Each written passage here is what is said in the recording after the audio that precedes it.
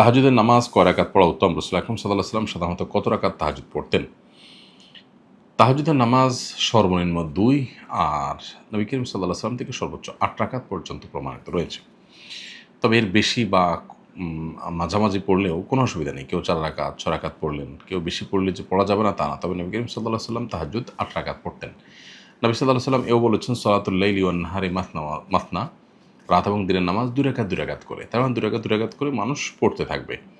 তবে নবী করিম সাল্লাল্লাহু আলাইহি ওয়াসাল্লাম থেকে আমাদের রাসূলুল্লাহ তাআলা নবী সাল্লাল্লাহু আলাইহি ওয়াসাল্লামের নামাজ সম্পর্কে আমাদের রাসূলুল্লাহ তাআলা বর্ণনা করেছেন যে তিনি রমজানের বাইরে ৮ রাকাত পড়তেন।